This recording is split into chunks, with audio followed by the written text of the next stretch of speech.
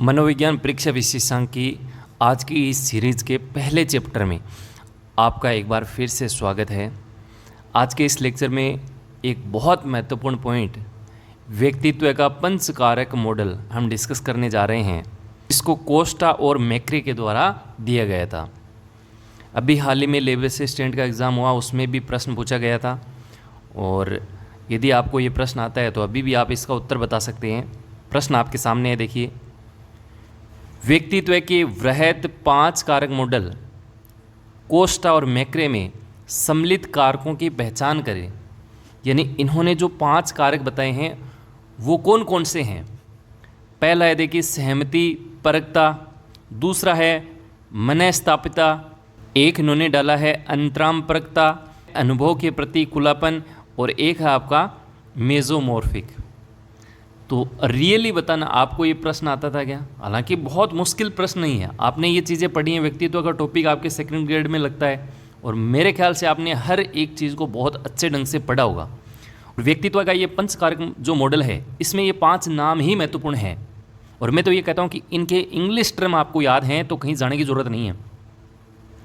English में भी इन्होंने डाला है। पहले अपन देखते हैं कि ये क्वेश्चन आप देखेंगे तो आपकी NCERT कक्षा 12 चैप्टर नंबर 2 लास्ट में आपको ये पंच कारक जो मॉडल है हाईलाइट किया हुआ मिलेगा, सीधा वहाँ से उठाया इन्होंने।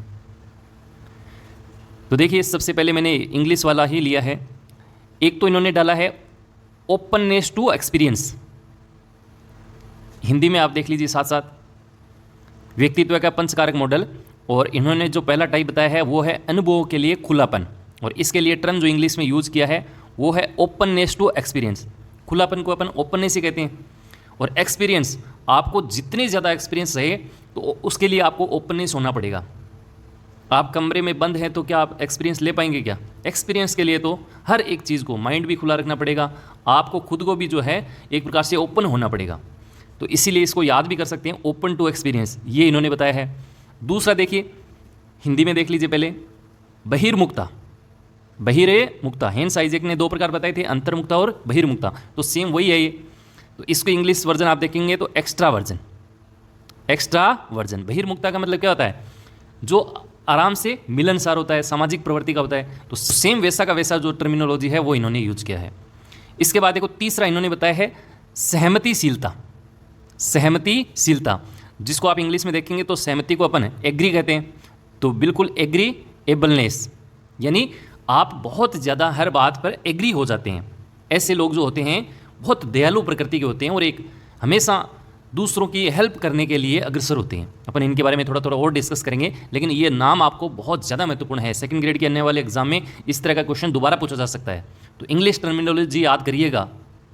इसके बाद अगला है आपका तंत्रिका ताप, और तंत्रिका ताप आपने शब्द सुना होगा, तंत्रिका, नर्वस, तो बिल्कुल ऐसा ही नाम आपको देखने को मिलेगा, न्यूरोसिज्म। ऐसे लोग जो होते हैं एक प्रकार से छोटी सी बात पे गुस्सा कर बैठते हैं, बहुत मतलब परेशान रहते हैं, एक प्रकार से किसी ना किसी बात को लेकर जो है उनका मानसिक तनाव जो है वो हमेशा ही पर रहता है। इनको बोला जाता है तंत्रिका ताप। और जो अंतिम 5वां इन्होंने बताया है वो है अंतर्विवेकशीलता, जिसको आप कर्तव्यनिष्ठता भी बोल सकते हैं। और इंग्लिश में आप टर्मिनोलॉजी देखेंगे तो शब्द आता है आपका कॉन्शियसनेस, यानी कर्तव्यनिष्ठता। ऐसे लोग जो होते हैं वो बिल्कुल मेहनती होते हैं, अपने काम पे विश्वास रखते हैं, कर्मयोगी होते हैं, तो इनको बोला है आपका कॉन्शियसनेस। तो अब आप इनको दोबारा से इस प्रश्न में लेके आइए। सबसे पहले आप इंग्लिश वाला देख लीजिए, हिंदी के छोड़ दीजिए, हिंदी में और भी शब्द आपको मिल सकते हैं। ये एग्री वाला अपन ने पढ़ा था, बिल्कुल एग्री वाला, हर बात पे जो है एग्री हो जाते हैं, दूसरों की सहायता के लिए तत्पर रहते हैं। क्या साइको ये वाला पढ़ा था क्या? बिल्कुल नहीं पढ़ा था अपन ने। इसके बाद देखो, ये कॉन्शियसनेस वाला पढ़ा था क्या? कर्तव्यनिष्ठ, अंतर्विवेकशील इंसान, बिल्कुल अपन ने इस कैटेगरी को पढ़ा था। इसके बाद देखो ओपननेस टू एक्सपीरियंस, ये भी अपन ने पढ़ा था, अनुभव के लिए खुलापन जरूरी है। क्या मेसोमॉर्फिक पढ़ा था क्या? बिल्कुल नहीं पढ़ा था। ये तो सेल्डन वगैरह अपन व्यक्तित्व के अन्य जो प्रकार पढ़ते हैं उनमें आता है। तो इसका मतलब A, C और D, A, C और D, आपका विकल्प जो है D बिल्कुल सही होगा। ये प्रश्न था आपका। दोबारा आए तो याद कर लेना, मैं फिर से एक बार 5 नाम आपको रिकॉल करा रहा हूँ। Openness to experience, extraversion, the agreeableness, आप तो एग्री याद रखो, काम निकल जाएगा आपका। अगला है न्यूरोसिज्म, एक है आपका कॉन्शियसनेस, तो तो ये पांचों के पांचों नाम आप जरूर ध्यान में रखेंगे। हिंदी में फिर सुन लीजिए, अनुभव के लिए खुलापन, ओपननेस, बहिर्मुखता, एक्स्ट्रावर्जन। तीसरा है सहमतिशीलता या स्वीकार्यता, जिसको अपन बोलते हैं एग्री होना। एक है तंत्रिकाताप यानी न्यूरो से संबंधित। अगला है कर्तव्यनिष्ठता या अंतर्विवेकशीलता, जिसको अपन ने बोला कॉन्शियसनेस। पांचों के पांचों नाम आप इंग्लिश में ही याद रखेंगे, कोई दिक्कत नहीं है। यहाँ तक एक बार फिर से अंतिम रूप से मैं इनको याद करा रहा हूँ। और ये जो स्लाइड देख रहे हैं ये भी आपकी ऑथेंटिक है, इग्नू की बुक से मैंने लिया है। यहाँ पे लिखा है मैक्रे और कोस्टा का वृहद पंचकारक सिद्धांत, और इसमें इन्होंने बोला है कि मैक्रे और कोस्टा का मानना था कि मानव का व्यक्तित्व शील गुणों को 5 कारकों तक ही सीमित नहीं किया जा सकता है। अनुभव के लिए खुलापन, अनुभव करने के लिए खुलापन, कर्तव्यनिष्ठता, बहिर्मुखता, स्वीकार्यता, तंत्रिकातापी, और इंग्लिश में एक साथ ही इनकी एक ट्रिक इन्होंने दी है ओसियन, OCEAN। ये देखो मैंने लिखा है, वही शब्द हैं। ओ से आपका हो जाएगा ओपननेस, सी से हो जाएगा कॉन्शियसनेस, ई से हो जाएगा एक्स्ट्रावर्जन, ए से हो जाएगा एग्री वाला, और एन से हो जाएगा न्यूरो वाला। काम बन गया। ओसियन याद रखना आप, तो मज़ा आ जाएगा अगर आपकी ये चीज़ें याद हो गई तो। और फ्यूचर में किसी भी मास्टर से पढ़ना नहीं पड़ेगा, ये अपना दावा है। और इतनी ऑथेंटिक चीज़ें कोई बढ़ा दे माइका लाल तो हम बैठे हैं। अगला देखिए, ओसियन के रूप में परिवर्णित शब्द ये कारक या आयाम मैक्रे और कोस्टा के द्वारा केटल की मूल सूची के कारक विश्लेषण के परिणाम थे। ये क्वेश्चन फ्यूचर में पक्का बनेगा, सीधा आएगा कि जो मैक्रे और कोस्टा ने जो 5 कारक दिए किसके परिणाम थे, याद रख लेना। ये किसके परिणाम थे? आपके केटल की जो सूची थी 16 PF प्रश्नावली इन्होंने बताया था, उसके ये परिणाम थे। कोई दिक्कत नहीं है, यहाँ तक आगे बढ़ो। इन कारकों का नीचे विवरण दिया गया। अब विवरण में कोई ज़्यादा मुश्किल वाली चीज़ें है नहीं, नाम से ही पता लग रहा है। अनुभव के लिए खुलापन, वो तो मैंने शुरुआत में ही आपको बताया था। अब जैसे मुझे कमरे में बंद कर दिया जाएगा और आप कहेंगे कि मेरे को एक्सपीरियंस बहुत है। कैसे एक्सपीरियंस है यार, कमरे में बंद पड़ा हूँ, कोई चीज़ एक्सप्लोर करने के लिए मेरे पास है नहीं। तो अनुभव के लिए खुलापन जरूरी है।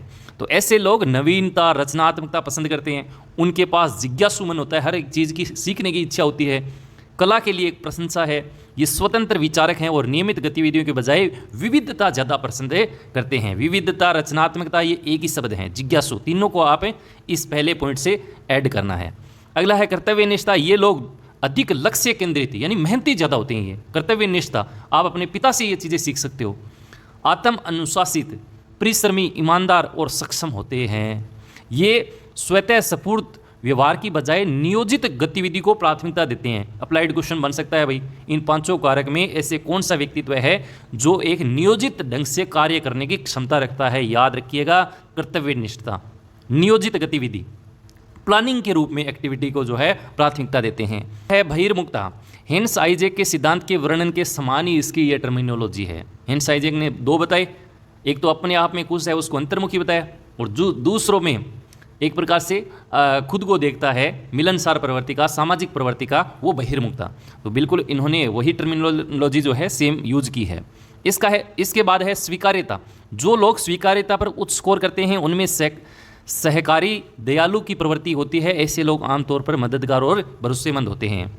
ये अच्छे लोग होते हैं, दूसरों की मदद के लिए अपने जीवन को जो है हमेशा के लिए तैयार रखते हैं। और लास्ट है तंत्रिकातापी। ये सबसे कमज़ोर कैटेगरी आप कह सकते हैं। चिंतित, असुरक्षित, आत्मदयालु लोग होते हैं, जबकि तंत्रिकातापी पर कम स्कोर करने वाले लोग आत्मसंतुष्ट और सुरक्षित हैं। तो ये छोटा सा टॉपिक था मैक्रे और कोस्टा का पंचकारक सिद्धांत। मैंने बहुत ही शानदार तरीके से ऑथेंटिक कंटेंट लेके, जो वर्तमान लेटेस्ट पैटर्न है, हालांकि RSSB ने ये प्रश्न पूछा है, कोई दो राय नहीं है। RPSC भी ऐसा प्रश्न आपके फ्यूचर के कोई भी एग्जाम में पूछ सकती है। 2nd ग्रेड के लिए तो तैयार रहना है, क्योंकि ये टॉपिक आपके स्पेशल लगता है। आज की इस क्लास में इतना ही। एक नई चर्चा के साथ, नए टॉपिक के साथ फिर दोबारा आपसे रूबरू होंगे। तब तक के लिए नमस्कार, जय हिंद, जय भारत।